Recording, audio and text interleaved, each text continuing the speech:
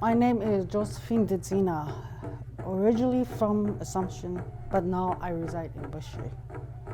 And I'm a cultural instructor and liaison worker for Dene Tha First Nation education program.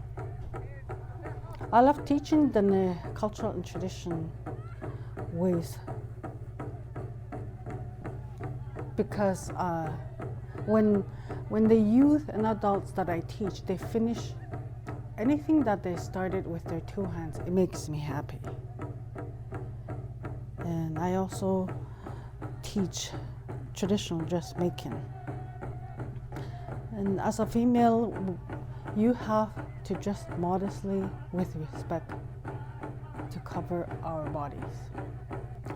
I teach moccasin as well, because as a female, we can occupy ourselves by all kinds of beadwork when we grieve, so many ways. I also teach moose hide making, as well as teepee making with canvas, tents, plus birch bark craft making, moose hair tufting, caribou hair sculpting, sew porcupine quills, medicine picking, berry picking.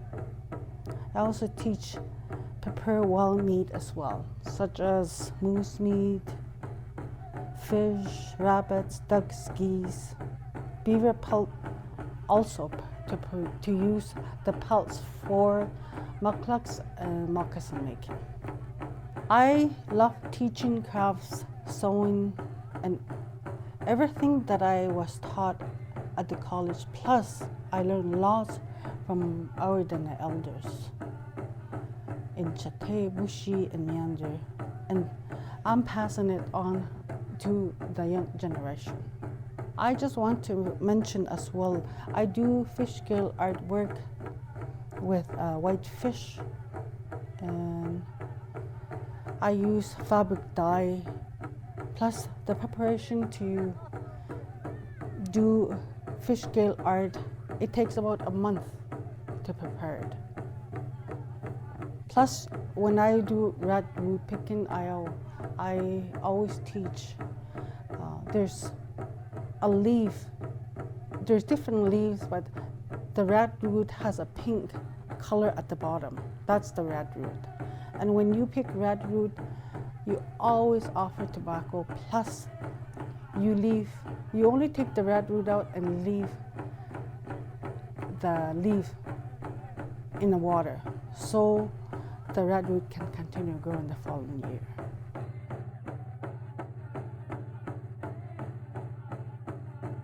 My name is Vladdy Anderson. I work at the Capoeino School, and I am from Gift Lake Métis Settlement, born and raised there. I'm going on 67 years old. I just want to speak on the traditions and values I wasn't brought up on. Back then, life was so good. I don't think we received electricity or TV till I was 12 years old. Life was simple, but we were taught as kids to respect our community, our elders, our parents. There was no such thing as talking back to any older person in the settlement.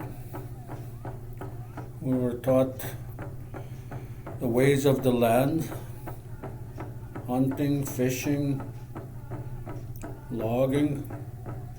That was the way of life. I come from a family of 10 siblings, and I watched my parents work hard to make sure they provided for us. So watching that and growing up in it, up to today, I think I started working at 16 years old and I'm still working. So I'm so glad that I was taught those values. Again, you were taught to respect elders, everybody in general. And the only spoken language at that time was Cree, fluent Cree. There was no such thing hearing other children or other people talking English back then. So when I entered the school program, it was hard for me because I had to learn English because I've never spoke it. And to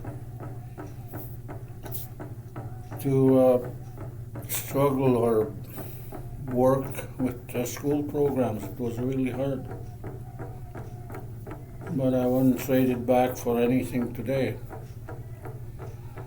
Because right now, I have grandchildren and kids that don't speak the language. That's why I'm working here. I'm so glad to see the kids are being taught Cree. And they will have they will have an easier time with the school curriculum because their first language is English. That's the only positive thing I can see. But I'm hoping that through the Cree program here, they will master the Cree language. I don't think they'll ever be masters, but at least they'll speak it and understand it, because there's a lot of cultural values within the language that they could integrate into their personal lives and their kids' lives. I'd like to leave a message to all the younger children now, especially those of us that are native, to carry on our traditions. And as for me, I grew up with older parents. My mother was raised in a mission, so she never really carried her traditional ways until she was about 18. And it was hard for her to learn. But I tried very hard to follow the ways of our people. And for me, I even went to school for it. And for what little my mother knew, I was taught by her how to do knitting, crocheting, which she probably did in the mission, and baking, and also do traditional footwear. I would like to send a message to the younger people nowadays, like, carry on our traditional ways. And I myself do this. I've taught myself a lot of things. And nowadays I make my own moccasins. I do beadwork, which I taught myself how to do. And I know I sound kind of like, because I got a personal problem with talking like this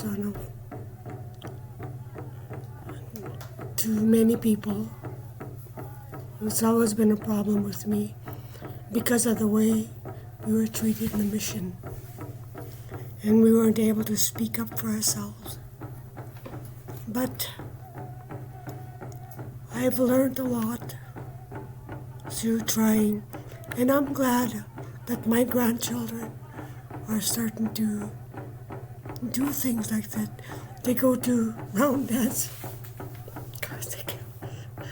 Round dances, and we go to powwows.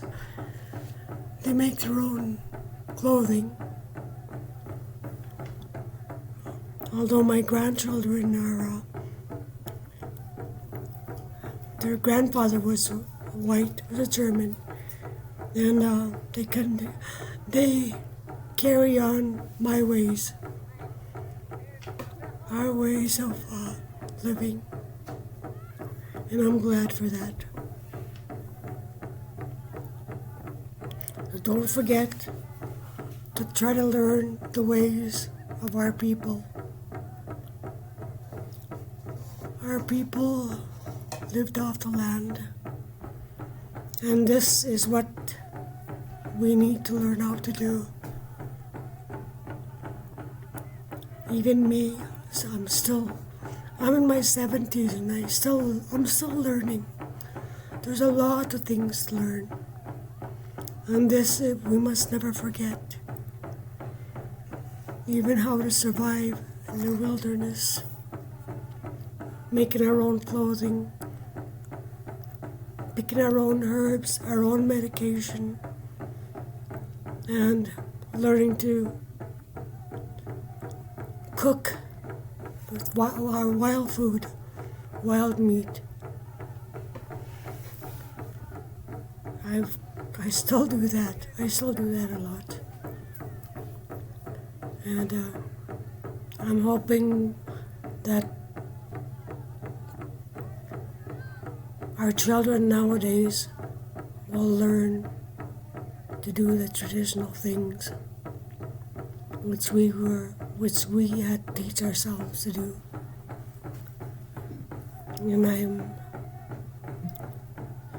I am eternally grateful for my grandchildren for continuing to do this.